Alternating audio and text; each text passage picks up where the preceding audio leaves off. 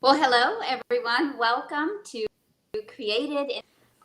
And this week we have a fun new format. We have our first guest in where we've developed in collaboration with Plank Skip founder Daniel. We'll be working to feature a new special guest each week to address a topic, expanding audience.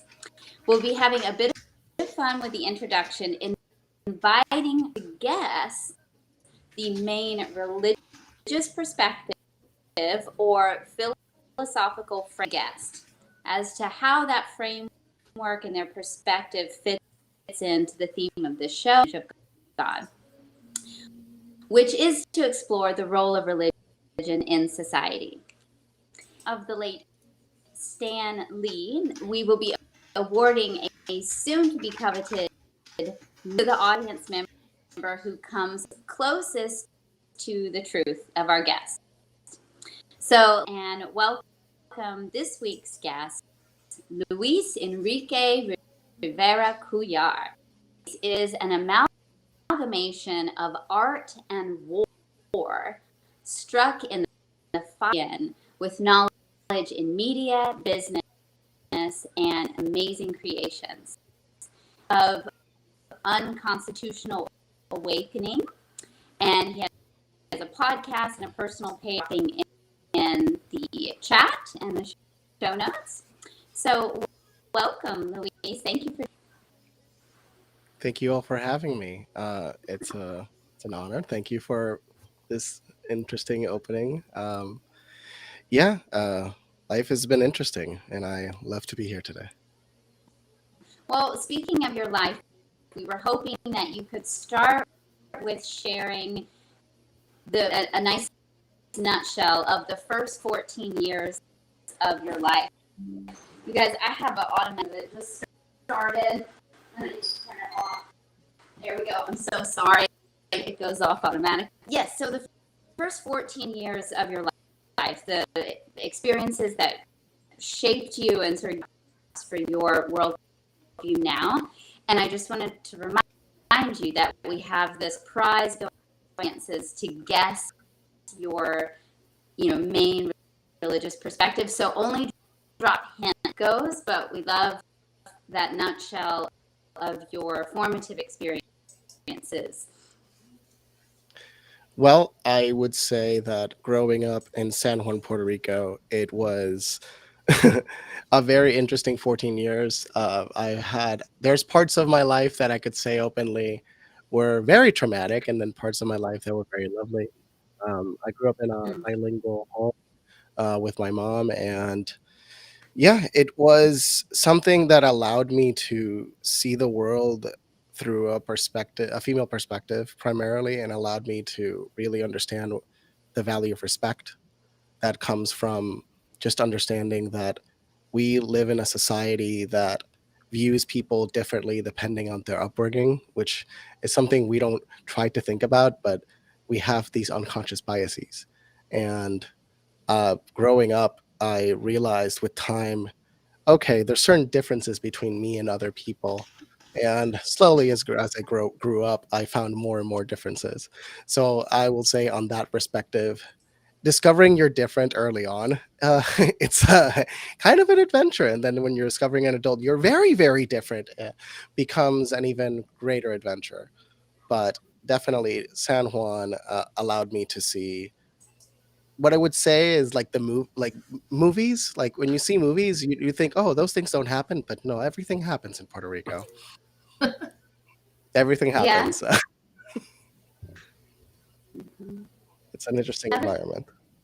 another question I wanted to ask you was how you see the role of sort of with the assumption that personal to kick in at around 15. So like your experiences up to 14, 15 when you start to be more of your own agent and how responsibility. Well, I will definitely say that around, I would say it's 16 is 9/11. in my case. Mm, And my experience of 9/11, I guess, was its own different trauma. I mean, a lot of people knew a lot of people in New York, even though we're in San Juan, we're in Puerto Rico. A lot of people we knew, we were there. Even mhm. I have my aunt that was living there at the time, worked for Columbia University. So, worry exists no matter what situation you're in. And it was soon after that that it allowed me also to question things. It started to push the idea that we must question everything we're being told, because I'm telling you, on that very day, my classmates were telling me everything accurately. People like people a few grades higher were telling me everything that later on was proven to be the propaganda that was portrayed, and this was in literally less than an hour into it. And it was not because they were watching the news. So it was really fascinating to see that side of reality, and then slowly realize, okay, we got to start questioning the narratives we are told every single day, because there are people that look to shape our realities to whatever fits their needs. So that really allowed me to start questioning things and change perspective Interesting. in many I ways. want to like dog ear this part right here because I don't want to get this on our personal tangent here, but I'm so intrigued in what your classmates were telling you, and like how was it just like their gut instinct or whatever. But before I do be a good MC and carry this whole show here, and get it off to the right track. So that concept of personal responsibility and questioning the narrative that you started for was starting to really take shape around that age when you were 16. Like how that has continued. How does that inform what you do now and like choose to, I guess, make good in the world? So I would say mainly it has opened doors for me, because when I speak to different people of different backgrounds, we can sometimes get very deep into different subjects, because we try to speak directly to what is reality, and not the fluff and the buff and all of the glitz and glamour that is portrayed to you on television, that is meant to distract you. But then you meet people that want to actually speak on the subjects that matter, that define our lives, that make our lives exactly what it is. It's not the constant delusion that we are being fed on television in order to distract us, in order to not pay attention. I mean, sports, even though it's very interesting and fascinating thing, the human ability to create like, these amazing moves, it's a distraction at the end of the day. Like, you want to distract the biggest and tallest humans and the most powerful humans. You want to distract them with money, because you know what power they can wield in society if they were not distracted by sports? It's very fascinating, like how we've built Rome in just a different way with different colors. Very true. Very true. What? Yes, check. I was just gonna say about the audio, but we'll check right now. Yeah. Yeah. Hey, I'll go ahead and jump in here. Is everybody able to hear me okay? Yes. Great. So, Jacqueline, I'm not sure if you were aware, but there's some problems with your audio. And um, the platform is suggesting trying to restart that. In the meantime, thank you so much. I'll jump in here and say that, or remind the audience, especially if they weren't able to hear what Jacqueline said, we're offering a prize. It's called the No Prize. And the No Prize is in honor of the late Stan Lee, who's considered the founding father of Marvel. It goes way back to when he was just doing comic books. And the avid readers could spot abnormalities or point out key things, and he would award them the No Prize. Well, we're going to do this each week. We'd like for you, based on what Luis has shared so far, to share with us in the chat your thoughts about where he is philosophically, religiously. What's your initial take on him and how you feel he's going to be engaging the world? This will come clearer as we jump into the topic of the show, which today is titled Waking the Woke. And Luis, I'd like to jump in from there into some of the things that you've said. Now, obviously, the woke is a label on a segment of society. And it's anytime we use a label, it's somewhat unfair, right? It paints with a broad brush. It's a caricature, right? There are caricatures of all kinds of segments of society. Some of them are completely unacceptable. This does try to describe a certain approach, a certain perspective, as would the terms conservative, liberal, Republican, Democrat, um, anarchist, whatever, libertarian. There are all these labels. We've chosen to use the word woke, waking the woke. So, in particular, I'd like to quote a famous billionaire to introduce this topic.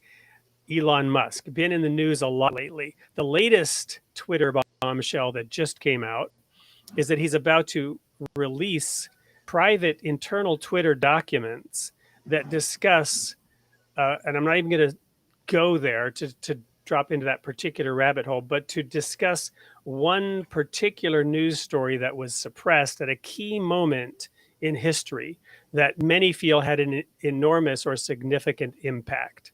So You mean the magic laptop? Elon Musk, Elon Musk, now the owner of Twitter, now the chief god of Twitter, said the following as he issued his woke mind virus warning a few days ago, before that latest bombshell. Quote, there is currently great danger that social media will splinter into far right-wing and far left-wing echo chambers that generate more hate and divide our society. So we're going to talk about just one segment today, and that's the woke segment. So whatever that means to you, Luis, how does the points you've made so far about your heritage and how that formed and shaped your ability to dive into the real topics and the news behind the news, if you will, and search out a perspective that is getting closer to reality versus just the distractions and the labels. So how would you address that topic to kick off tonight's discussion? I would say that I grew up with what I would describe as pretty traditional liberal values around me. And when it comes to things like everything progressive, like I was very progressive in certain things and very conservative in a few other things. But progressive in what I would call the things that matter, like universal health care, LGBT rights to a certain extent, and all these things that make sense because equality of opportunity in relationship to just living your life should not be hindered by bizarre blockades that a few people wrote 200-300 years ago that shouldn't stop people from existing. So now the problem is it's gotten overboard, right? We've gone from correction to overcorrection. So that's what it looks like to some people. I would say that we're like the left went so far left that they went all the way around and hit fascism. And so, so we are now experiencing this bizarre version of neo-fascism, where corporations are in direct collaboration with the government and speech is being actively altered and manipulated through algorithms on purpose to alter the minds of the people. This is not a theory. This is fact. This is how governments operate. Facebook was the first large investor, was one of the largest was In-Q-Tel when it first started through PayPal and others. So In-Q-Tel is a division of the CIA, the venture capital arm. So that gives you an idea. Also, Google, and which was called Backrub, and Twitter had initial investments from government-based entities. So you could say that we are similar to the CCP in the relationship of government and corporations. The difference is we're really good at hiding it. The Chinese are terrible at it. So there are many rabbit holes we can go deeply down into, One that I'll just bring up here that some may not be aware of is that going back into you know, the initial space race era between the U.S. and the Soviet Union, and subsequently the Cold War, um, major disinformation campaigns began to expand their power and their reach even back then with existing technologies and existing medias, right? I'm sure you're familiar with that. And, Russia and the KBG in particular, um, you know, let's just say with their focus on playing grandmaster chess, thinking in long term, many Well, subtle moves. we bankrupt them through the space race, so that was a smart move on our part. Well, we did engage with that, right? And later on, we bankrupted their communist system that wasn't functional. I actually lived in Europe and traveled extensively in the Eastern Bloc countries at the time Gorbachev was coming to power, and the American president was launching Star Wars, right? And the Soviet Union was trying to keep up, and again, bankrupting their economy. East Germany at that time was considered the world's 10th largest economy. And when the wall came down and the reunification of Germany happened, and I know this from firsthand experience because I was living in Germany at the time, it almost bankrupted West Germany because it was all a fraud, right? The economic power of those nations was very much trumped up, right? So, but my point is warfare, right? Sophisticated psychological warfare has been going on for many, many decades. And, perhaps has been amplified with the latest technology, social media, whatnot, right? So, but how is that overall? I'm not so much interested in trying to go down those rabbit holes, which have to get so deep. But what is the impact of this rather than getting into, the dark corners and who's behind it? What is the impact on people, right? So getting back to this question of waking the woke, how is it that people are trapped in these echo chambers, and what can be done to help them open their eyes and see something other than that which they've been led to believe? I would say transparency. The WikiLeaks was one of the most powerful light sources we had for a very long time, and it's very sad that Julian Assange has been treated I agree. as a horrific criminal when he did a lot of things. So he worked in disclosing information about fraudulent elections in different countries in Africa. And he became famous because of the revelations of Collateral Murder. That was the film that was basically a U.S. military just blindly murdering innocent people, and including two journalists. And that type of transparency allows people to understand objective reality. And right now you can see that the idea that people are being separated is happening in Brazil. Brazil right now, it looks like they had a sketchy election, and the government of Brazil is getting backing by the military saying, yeah, this election wasn't real. So they're not certifying the election in Brazil. Wow. And the military is backing Bolsonaro because it looks like potentially corruption might have actually happened. I am not an expert in Brazilian politics, so I will just basically on the surface level, there's something to be questioned.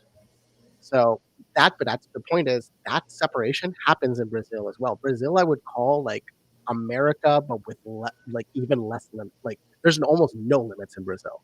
In some ways, it is similar to the United States in relationship to you can do almost anything in Brazil. So in many respects, and Brazilians are very hardworking individuals. They're very similar to Americans in different ways. They're just speaking Portuguese. I do recall when I was living in Germany and I had my first opportunity to travel Russia, I was I was surprised at certain characteristics of Soviet society that immediately jumped out at me as having a lot of commonality with the United States. In some ways, even more so with Europe. And I, at the time, ascribed it to the fact that they were the other global superpower, right? It was the United States and the Soviets. So there was a certain culture or national characteristics that that arose from that, you might call it station or stature on the global scene, certain, I don't know, attitudes or approaches to things that seem to me to be related not to a I commonality of its people, but rather a commonality of their place in the world in geopolitics. also I would say hardworking people showcase like their culture more often. So I would say, for example, in Africa, Nigerians, I mean, any Nigerian you meet over here, they're always hardworking. They're always on it. They're always working to create something better for themselves. When you meet Koreans, you see that same energy. And look at their country. Their country went basically from the Stone Age instantaneously into the 21st century in less than 70 years. I mean, you can even compare Vietnam as an example, and Vietnam has not progressed massively as South Korea has. And it's not because they magically had an extra, it's because of something related to the culture. Culture matters when it comes to the ethics that bind our society. Of course, no country's perfect, no culture is perfect. People are like, oh, what's best? I mean, there's no perfect culture. Right. That's an illusion. Like, there's you could also Amen. say religion, it's like there's nothing that's perfect. We're all working to try to create a better environment for ourselves and our communities, but it's not easy. Well, And yeah. welcome back, Jacqueline. So Hey. we're into this topic now of waking the woke. So I want to go into this item that you just raised, Luis, hardworking, right? So the role of religion in society. Um, Going back to the book of Genesis, the very first commandment that God gave to our species was dress and keep the garden. The second one was be fruitful and multiply. That's the one that we've all followed, and man became the most invasive species, the planet has ever seen. Have But you seen ants? They actually weigh more biomass than we do. If you didn't know, there's more ants in terms of biomass on Earth than there is humans. they're absolutely successful as a species, absolutely. And yet we are the ones who could perhaps potentially even destroy their habitat, right? We have certainly survived and thrived despite the ants. Maybe they have despite us as well. Interesting, the Bible says, go to the ant, thou sluggard, right? In other words, this topic of hard working, the Bible points us to the ants as an example of hard work, right? And in the context of the Proverbs of Solomon, it says some people are so lazy, they've got the spoon in the bowl, but they're too lazy to even bring it to their mouth to feed themselves, right? So in the Baha'i faith, work is elevated to the level of worship, right? So this concept of being hardworking, right? To me, and I'm going to generalize here, but this woke ideology is not so much about taking personal responsibility for your circumstances and working Nope. hard to improve your circumstances, but rather to find some broader societal ill or evil and address that. I'm saying it positively. To say it negatively, and all you on something else. In fact, find original sin that you can identify, such as slavery in this nation, right? And point to the fact that certain founders of our nation, in keeping with what the whole world was doing at that time, had slaves. And because of that, we can declare this nation to have been so born in sin that that stench can never be gotten rid of. And that can be the reason and the excuse for any lack of progress of certain groups of people. Now, I'm certainly not here to whitewash slavery. That's not my point. But rather than focus on what can I do right now, how can I overcome whatever challenges are in my way, right? The challenges of systemic racism, which I don't deny exists in 2022, pale into insignificance to the challenges that people had in the 1700s and 1800s to make their way on this continent and to find a land, till that land, grow their food, protect their family against the harsh elements of winter or whatever it was. the hard work and effort that was needed historically to be successful in America is today in the woke world a completely different discussion. What are your thoughts on that? So, purpose. If you have no purpose, then you have no drive. You can hear about how some millennials, which I'm in part of, and some Gen Z is like, oh, the world's going to end. What's the point? Firstly, the world's not going to end. Uh, None of that stuff is actually correct. If you actually look at those details, they're just exaggerating things to do a sales job. But outside of that, purpose is the reason why a lot of these people just have nothing to look forward to and nothing to look at properly, so they just find enemies. So if you're bored and you are distracted by everything, all this input, because if you think about it, this little black mirror that we all have, it gave us access to unlimited amount of information and also a great brainwashing system. Because if you're not watching out, it's slowly directing you to a certain direction. Advertising works. Propaganda works. People are like, oh, that doesn't work on me.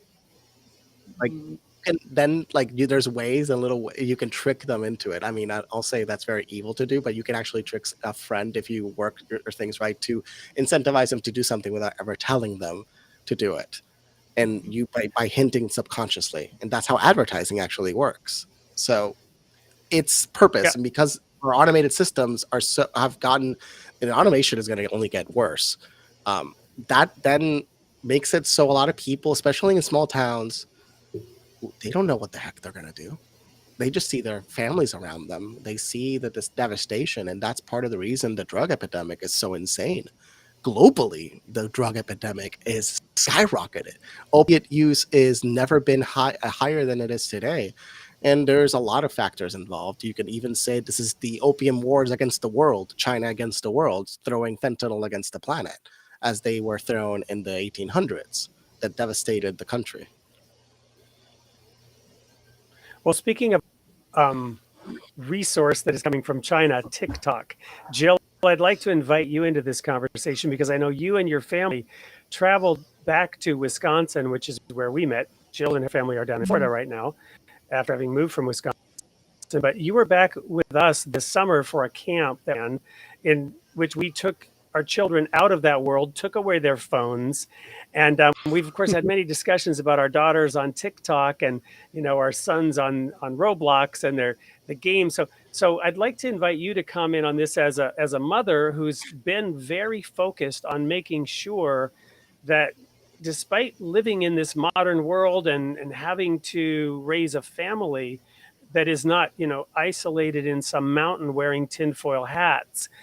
What are your thoughts on this in terms of how to help your children navigate through this kind of world that Lewis was referring to, of this constant distraction and all the echo chambers and everything we're talking about? What are your thoughts on that? Yeah, I agree with him. It's about discernment, so I'm trying to teach my children discernment because everything, as Lewis was saying, that you see, you don't know where the truth is and where the lie is and what they want you to do. So, with my kids, I'm just trying to teach them balance, balance and discernment. They're on TikTok. I don't love TikTok because they scroll. I don't know. I know you, Wade, are around your kids, but my kids get on that TikTok and out, like they will just, it's like it sucks them in and they just scroll and they scroll. And so, teaching them to to have balance and also to discern what they're watching. My kids will come up, I can't give you an example right now, but they'll say, well, if you do this, this happens, right? I'm like, are you sure about that? Like, who told you that? Where'd you get that information? So it's a challenge. It's really a challenge to raise kids right now. Your daughters will hate me for revealing this, but it may give you some help. We took TikTok away from Zoe a week ago, and we made her delete it because of the recent, additional information about the security and the spying that is going on through TikTok, and we just it was didn't way want worse it in our than home. you think. Right. I'll tell you that. Right.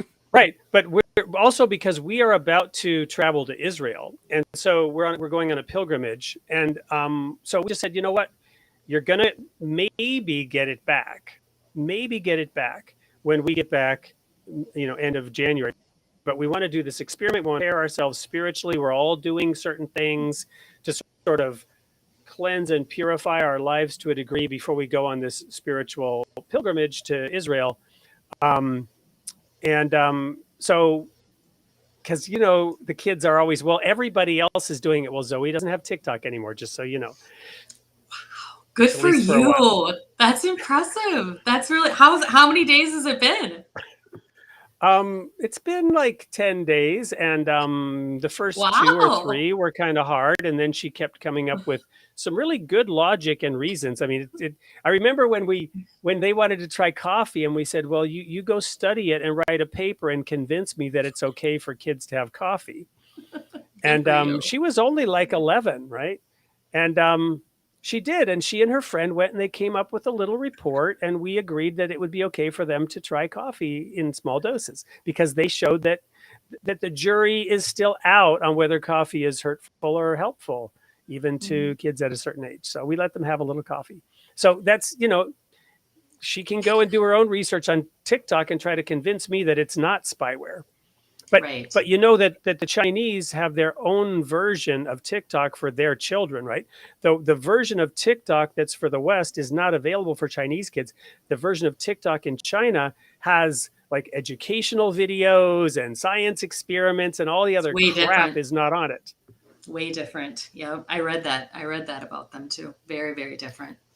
So Jacqueline, you have somebody wrote in the chat, what is the purpose of a human being? And we haven't talked about your art today, or your blog, your particular approach with art. You want to just share a couple of thoughts around this question, and what your work is as far as how you address this? And then Louis, we'll come back to you for some more comments. Yeah, that's a huge question. Can everybody hear me okay? You sound Yes, great. yes. You sound great now. Yeah.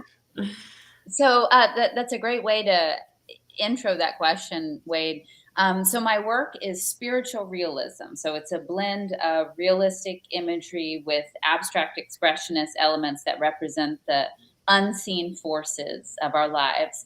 And I think that that is actually the world and the reality that we move in, that we have a material nature, and then we have a spiritual nature, and there's spiritual forces of guidance and prayer and intuition, and angels or concourse on high, or whatever you call it. Like, our lives are this mingling of both the material and the unseen mystical element of life.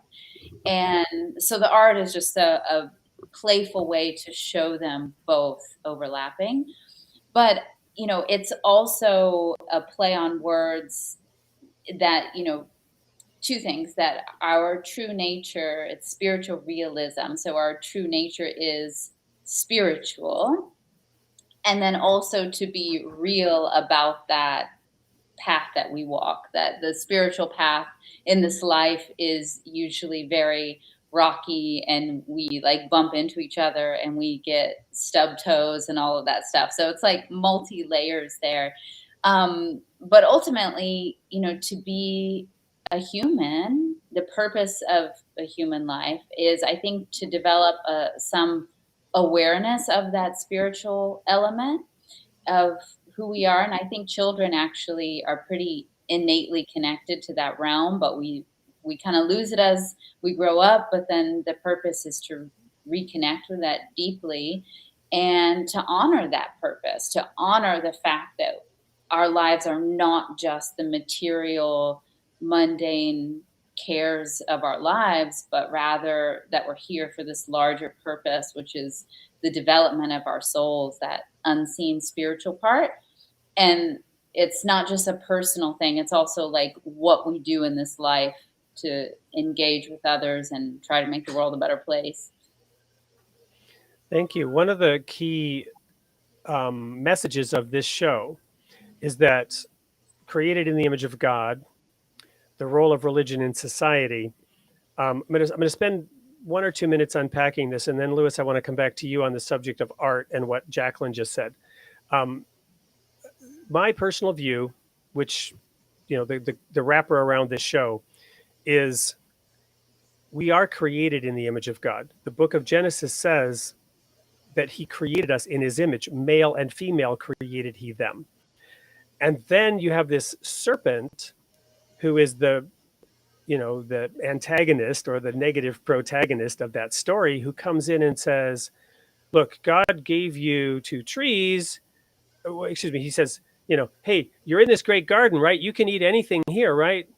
And Adam or Eve, no, he actually forbade us. We can eat of all the trees except this one tree. And then the serpent says, yeah, right, because God knows in the day that you eat of that tree, the tree of the knowledge of good and evil, in the day you eat of that tree, you will become like God, knowing good and evil. And he says, you're not going to die, which God said you would. You're not going to die. You're going to become like God. Well, the hidden message here is that, look, they were already like God. They were created in God's likeness, right? So they already had that capacity. But by confusing them and sending them down kind of a negative path in their pursuit of awareness, knowledge, understanding, it twisted everything up. So the created in the image of God part is that, right? The role of religion in society, as we've emphasized over and over, is to be non-coercive. Religion is never coercive unless it's corrupted. So if religion is coercive, it is a corrupt religion. It is transgressing and violating against the spiritual teachings of its founder. The spiritual teachings of the founder of any great religion is inspiring people to remember and reclaim those aspects of their character, of their being, that are God-like, to cultivate the virtues that are God-like, right? But religion's role is to inspire. So, quick question back to you, Jacqueline, and then I want to hear from you, Louis, on because I know you're involved in art and fashion as well. But Jacqueline, tell us a little bit about that inspirational aspect and how that plays into the art that you do. Does your art inspire? And if so, how does it inspire? Well, I certainly hope so. That's really up for the individual viewer to say. But there's a lot that goes on into all forms of art, and particularly ones that are handmade. There's a connection with another soul and the struggle that they went through to create something. And there's sort of a mingling of your life story with their life story as you look at the art and stuff. But so there's just the whole energetic aspect of handmade art, even if it's a vase or a bowl. There's this soul mingling, I think.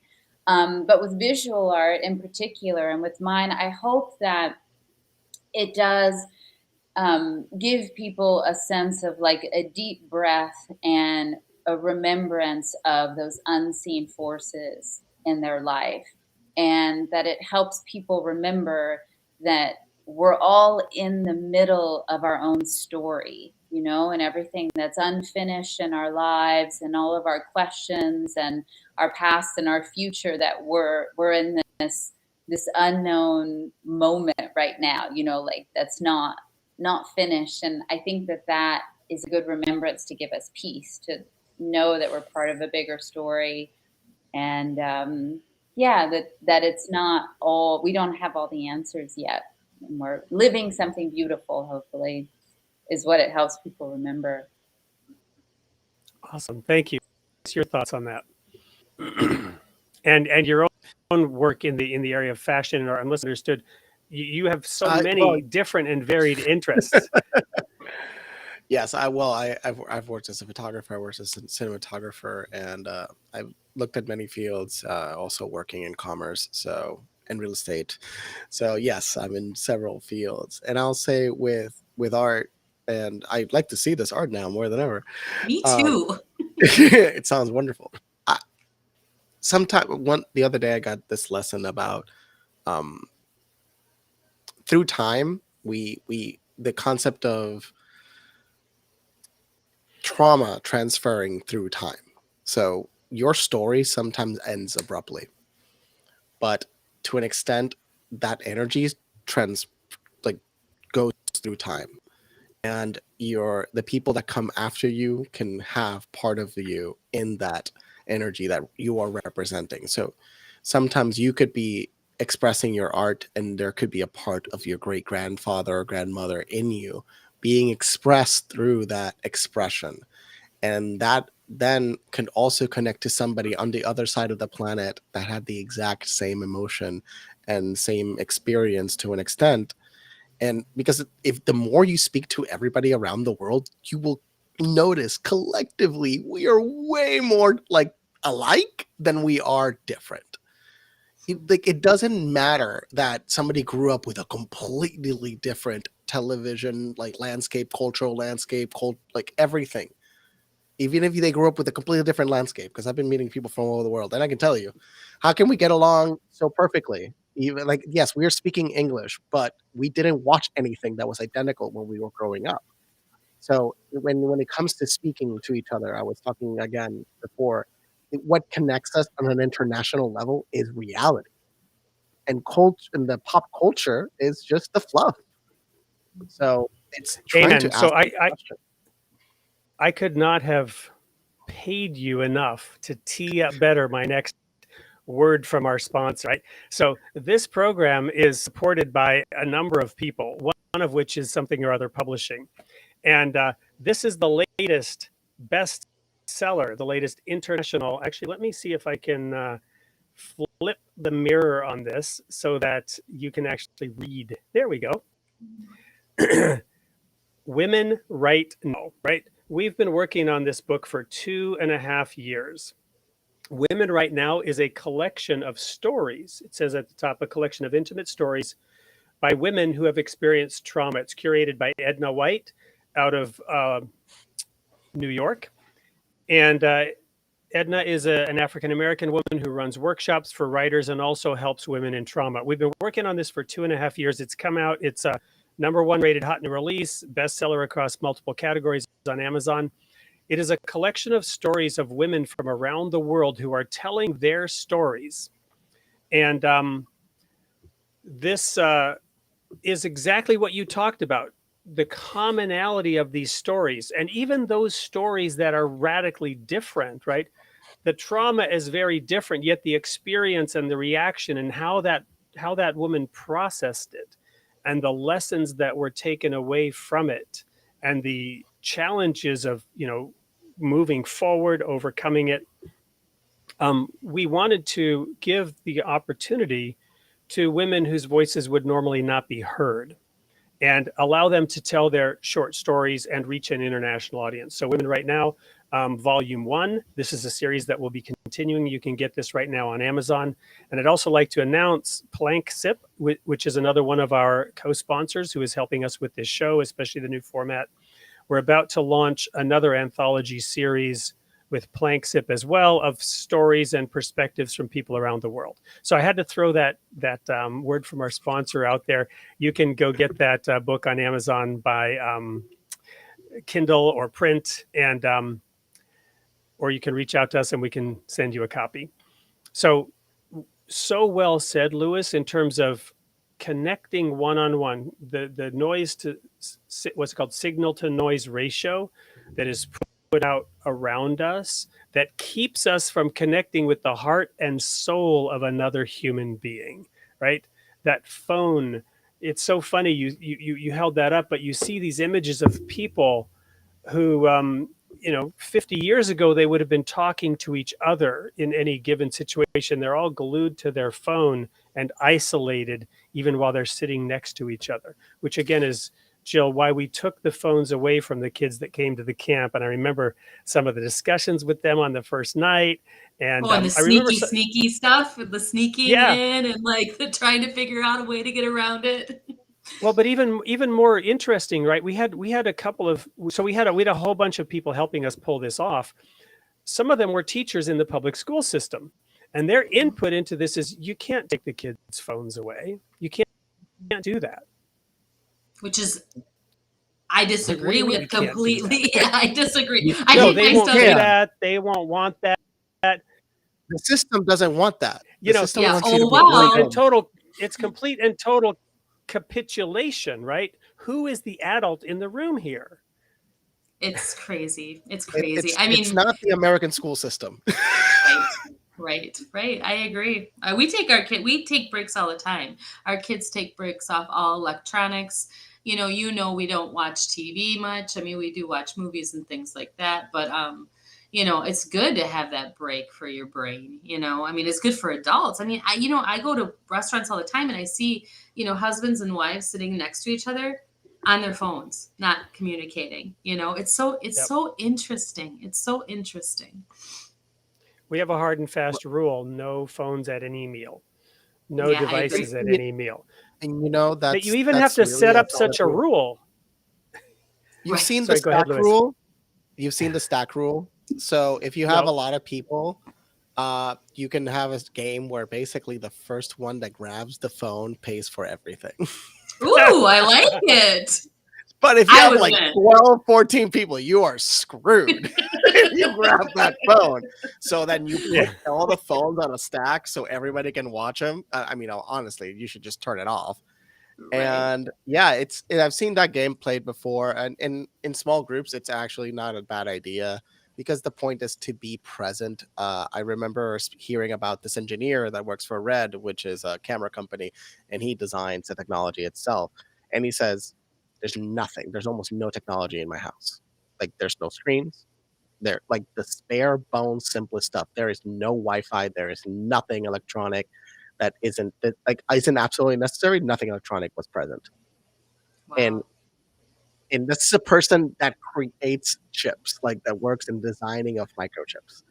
But when it comes to his house, it's a sanctuary. And like that's the reason, I don't know if you've heard, but Bill Gates and Steve Jobs were known to say that our kids don't have access to these devices Yes. until they were like 10.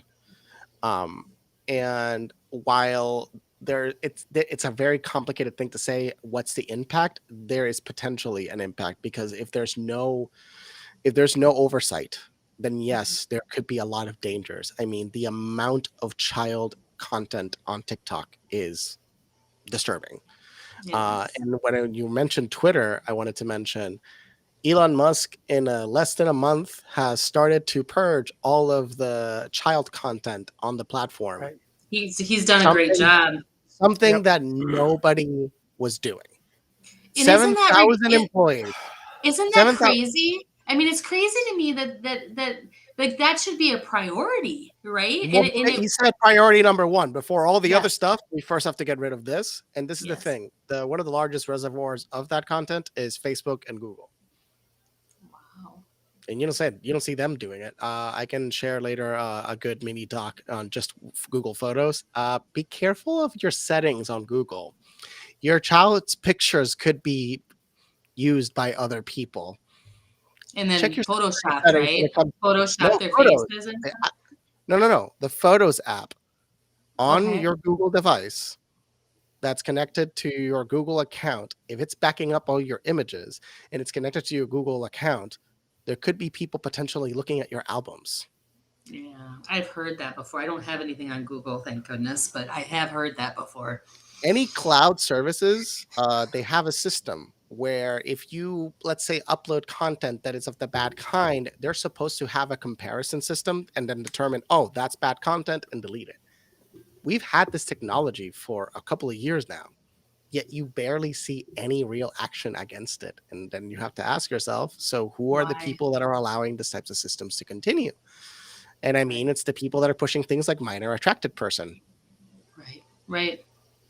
And that goes back to the woke narrative of just allowing people that are minor attracted to be okay in society. And like my good friend Jim Bob says, no, introduce them to Chippy. I won't say what Chippy is, but Chippy chips away. But that's been going on for a long time, right? They're slowly trying to normalize that as well. At least that's the things that I've seen where it's like, what's happening? It's not an illusion, it's happening. That Right. is And really I happening. know it's crazy though, right? And like if I try to talk to like my parents or certain people, they're completely unaware of that happening, but it is happening, and I've seen it too. Oh, So my mom had no clue about a lot of things recently. I mentioned to her, hey, do you know that this and that about different topics? And she was like, what? Mhm. What's happening? Oh, don't tell me. Mhm. Just don't tell me. Just No, because they don't really want to know either, right? They No, don't and really I get want to it. know. I get it. Like, you're in the 60s. You just want to like live life in a certain way and not hear about Coast. all those things. Well, I think this is one thing I want to spend a moment on, and that is that in the last several years, there has been especially those aspects of the woke movement. And again, the broad brush to call it woke. There are other ways we could perhaps describe it, but the school board moms, right? And across the United States in particular, which is what I'm more familiar with, people have begun speaking up at their school board meetings because of the things that have been going on in the schools, the types of teachers who are hired, the agendas that some of those teachers have in the classroom. Jacqueline, you and I were talking a few weeks ago about how the person who used to loiter around playgrounds in order to sort of get children into private conversations about sexual topics now gets to preside over a group of children in a classroom where they are held hostage and forced to have those kinds of discussions that are under no imaginable circumstances age appropriate. And yet there's an entire agenda that somehow thinks that these kinds of discussions are age appropriate or necessary, right? And so parents have been standing up in school board meetings and becoming quite vocal, right, and insistent. And yet the reaction of some areas of our society has been to criminalize them and even characterize them as domestic terrorists, right? How real is that? How is that fake news, or is that actually going on? What's your thought on that, Louis? I assume you're Well, aware of it. the domestic, I don't know if yeah, of course, the we actually domestic didn't talk. terrorist label was real. The domestic terrorist label was real. The Biden administration is out of control. The FBI is ran by a bunch of lunatics now. I mean, the FBI has been ran by a bunch of lunatics for a very long time. But now it's just like there's been a lot of people that have been caught actively doing things that were politically motivated. So there's a lot of problems with just how law enforcement is accomplished in this country. And to begin with, if you just look at Biden, this person put in jail over 1 million people by his actions in the 90s. And, there's no actions instead of making everything worse. And we're now seeing the pattern. Why is crime rising all across the country? It's rising globally to an extent. But why is it rising all across the country is because you could say, first of all, in New York, I don't know if I'm having a glitch. In New York, cashless bail happened, and there was a case of a person that recently passed away because the person that was arrested like 18 times just killed an old man. Just pushed him and cracked his skull and killed him. Why? He was arrested multiple times. Nothing happened. They keep releasing him. They keep releasing him. These are tactics that destabilize cities. And these tactics allow rich people to take in and absorb. So it's just rich people screwing around with society. Mhm. And we're seeing the consequences of what happens when rich people get to do whatever the heck they want. And then a small group of people that also see that, wait, if they're doing all this stuff, then I can do whatever the heck I want. So it also gives the liberty to other people to think that they can do whatever the hell they want without any consequences. So it's creating these effects on society that are extremely negative because the illusion that you can just do whatever you want without consequence is very attractive. So I'd like to sort of wrap up this segment as we move into the close of the hour here. Jill, by once again inviting you to share a couple of your personal experiences with your children. This isn't a theory. This isn't an ideology, but rather you've had to make certain choices, right? And I'm not asking you to share, anything too personal, but how have you, as a mother raising 3 children, do you have 2 teenagers now, actually? I do. She just turned 13. Yeah. Yes. So, and your older daughter is 15, right? So, Yeah. um, what are some of the choices and decisions that you've made along the way as you've become more aware of this and seen, the negative impact on your children of some of the things that go on in the name of education? Yeah, well, back to what you were talking about before was, the school districts and the parents speaking out. And, we just decided that we were just going to homeschool our kids. I don't think that kids need to be aware of those things when they're so young. And it upsets me so much. When we moved to Florida, we homeschooled them for another year. And of course, having 2 teenagers now, they both really want to go to school. So they're very social beings. So we found a school here that is a hybrid Christian school. It is. I don't want to say it's necessarily hard, but they vet you. They really vet you and your values and your morals. I had to answer lots of questions. I had to have a whole bunch of character references for my family. And so they go to school 2 days a week now, and then I homeschool them the other 3 days. And it's actually really been amazing.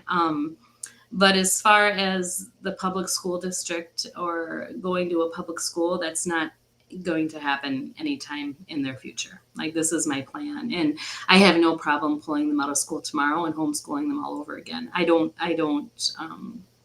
I need to protect them, and I need to be the person that they come to for the answers, not some random person at a school. And that's how I feel like it's gauged now. I feel like they criminalize these parents for speaking out because they don't want the parents involved in their kids' life. That's how I feel. Whether or not that's right, I don't know. But I feel like our voices are diminished, and we should be the most important voices of our children's lives.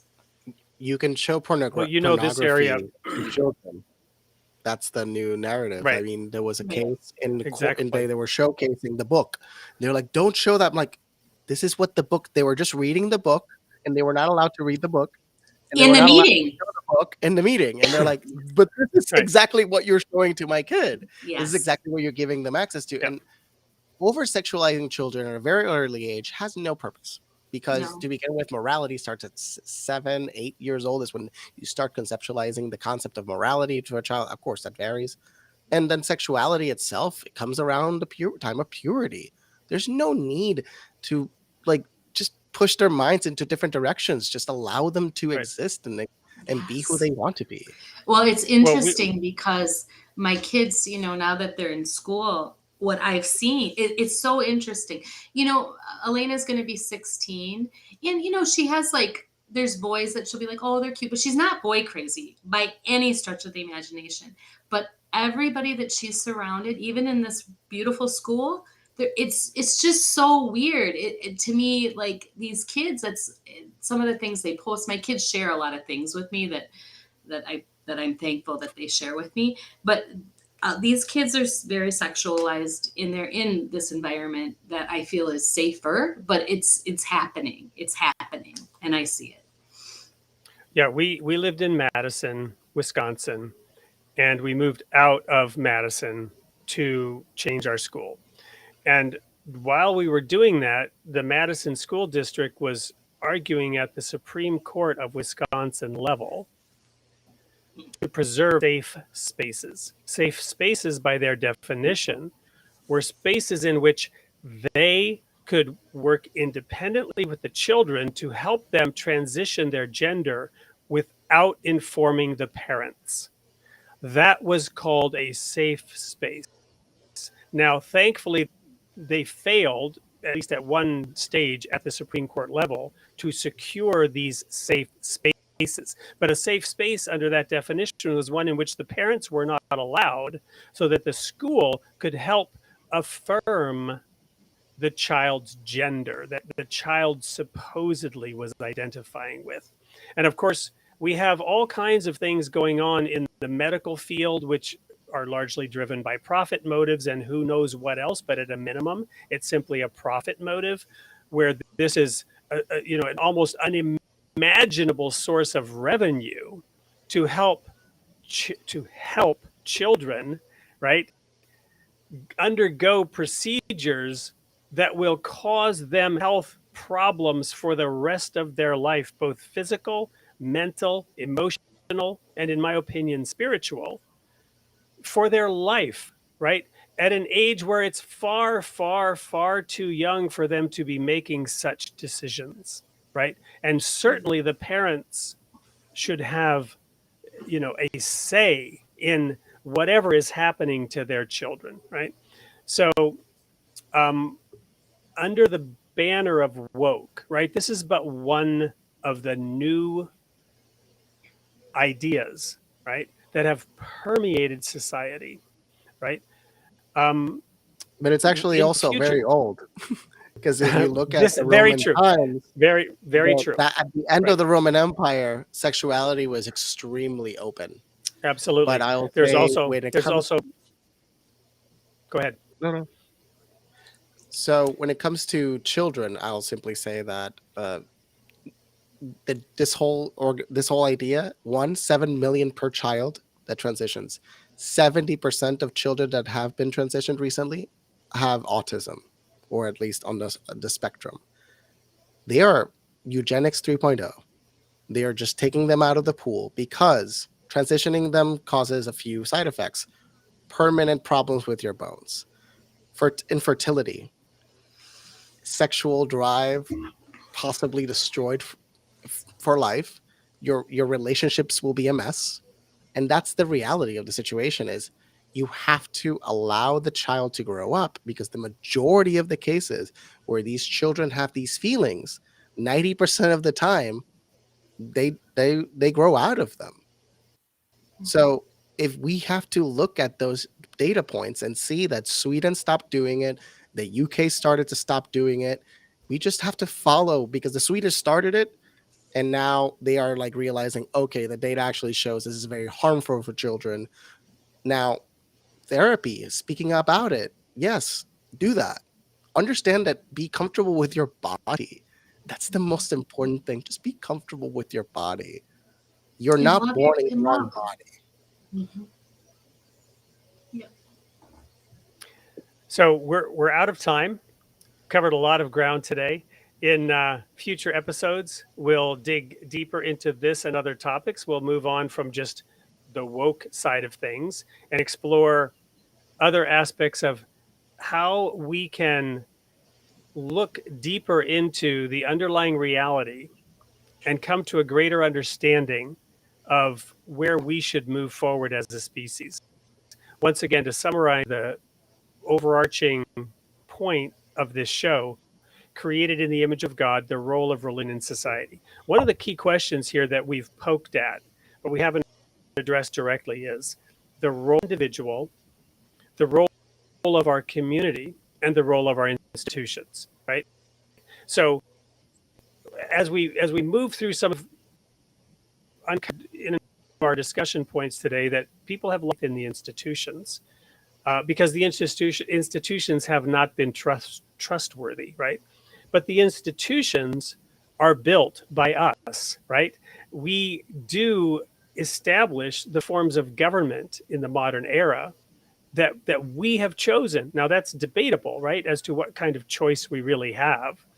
But some of the underlying premises of Western civilization, and in particular this United States of America, is that underlying freedom of self-determination, right?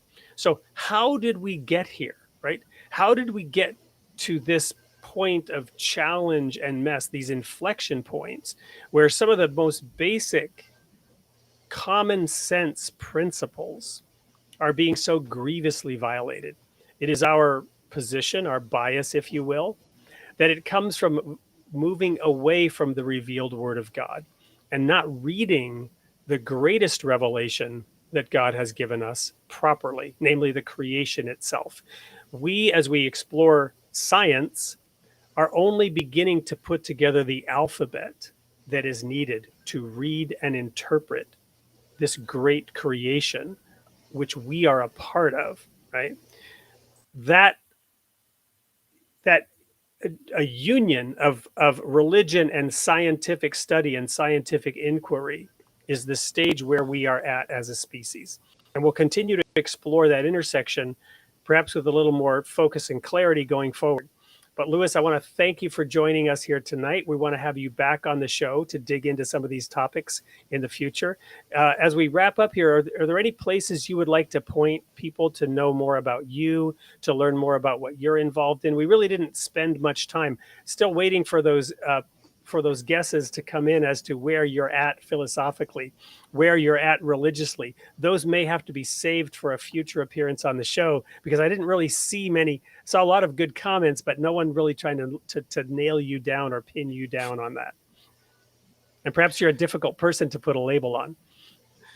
Oh, I mean, some of my friends have very warped views of what I am and who I am based off just what they perceive on the internet. So they see me in one way, and then they listen to me. It's like, oh, I had you. I thought you were this. I'm like, no, I'm this. Oh, okay.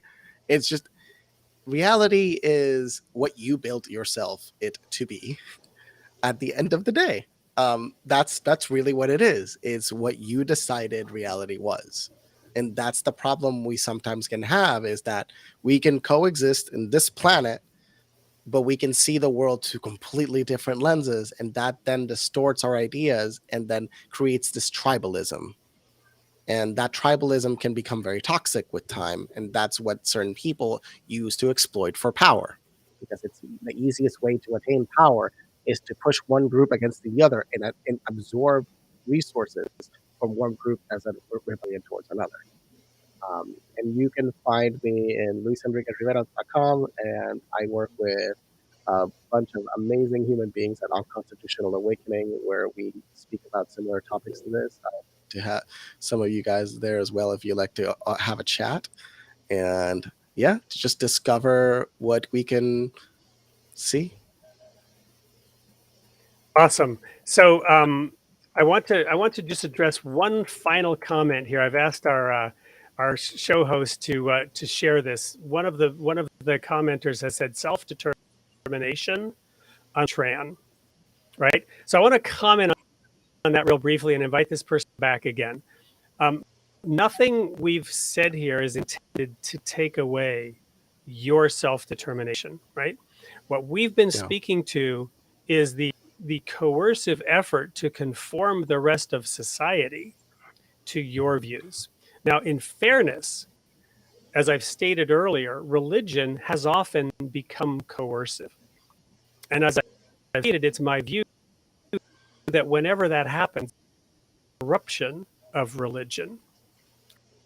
If you recall, I emphasized the book of Genesis and the Garden of Eden, in which God told Adam and Eve not to eat of a certain tree, right? But he put them in the garden. He made the tree available to them.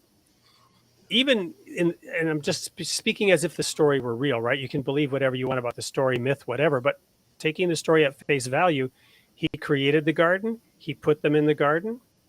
He created the serpent. He gave the serpent the ability to talk and to influence and to deceive Eve. And he gave them a choice, and he let them make their choice. Right? So, if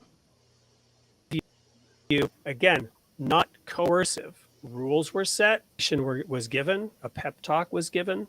Later in Deuteronomy, this pep talk is repeated, in which God says, I set before you life and death. And then he says there.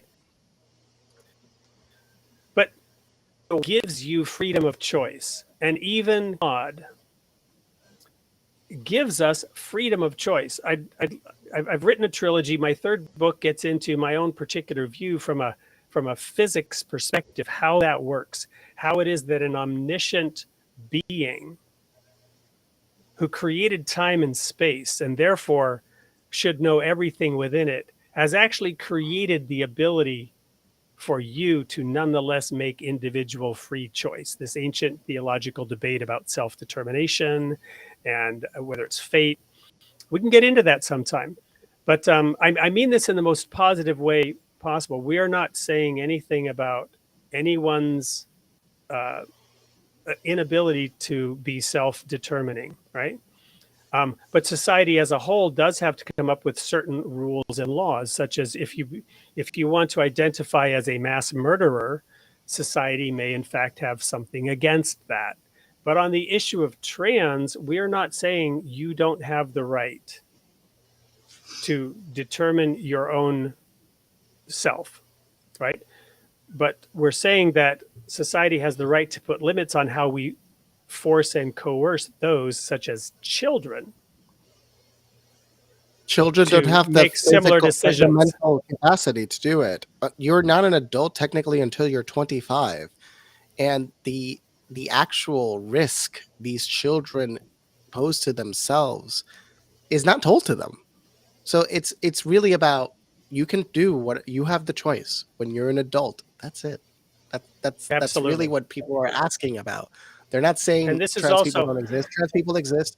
I have an amazing friends that amazing people in my life that are that way. I'm not against any of it. It just, we have to understand that children cannot be simply told one thing, that they don't have the chemistry. They don't have the chemistry to understand it. another comment that we didn't share. There's been a number of good comments. Religion and science coming together, good luck. Well, my point in bringing this up was also to address that comment, right? This merging, as I've alluded to, of religion and science. Luis, you were just referring to childhood development. In a past life, I was a minister, and I remember giving a sermon on Piaget and his early childhood, his development into the early childhood development, right? And discussing that in the context of faith and what faith is.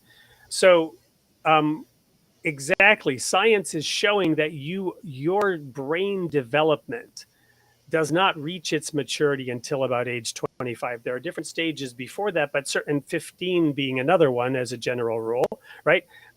But to have any discussion about a transition like that, to have any discussion about medical intervention in your physical body to map your physical body and structure to your mental concept before you're 15 is criminal child abuse, in my opinion, no matter how, why, ever. Right? It is simply So because it that's stunts where their I'm growth. coming from. It damages them. It damages them. That's it. And forever. It permanent damage to their bodies. That's it. Long term. Agreed. The science is in. It is Further, damaging again, the to role human of the beings. parents.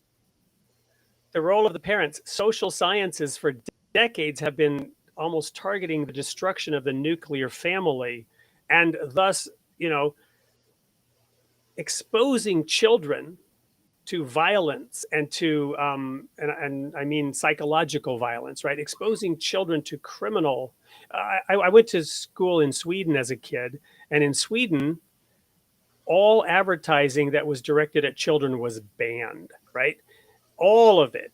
And here in America, for example, entire shows and industries are built around products that are nothing more than advertisements for children, right? And all of this was banned in Swedish society because they were more aware of and concerned. They were more aware of and concerned about their children than we in America were, right? So, Michael, thank you for that comment. We will maybe pick that up next time. I appreciate that being shared. I don't want to go further into that discussion at this time, especially as we're over time. But we can pick that up. You can also reach out to us at info@soupllc.com. Would love to talk to you. There are a number of comments about this. So this is apparently a comment of interest. And I'd like to say that I'm very pleased. I'm very pleased that we have participants who may be on the other side of the discussion from us. And we can perhaps take the time to have a show in which we dive a little bit deeper into that, and we can come prepared to dive into some of those topics. As it is right now, we're already over time. So I want to thank everybody. Do click that like button, click the subscribe button, share this show with your friends, check out Luis's blogs, check out Jacqueline's art, and we will be back here again with you next week at this same time, same place. Thank you for coming to join us on this launch of our new show format. Hope you like it, and we'll be back with a very fascinating guest next time. I'm so out of time that I'm not even going to share who it is, but we'll look forward to introducing him at the beginning of next week's show.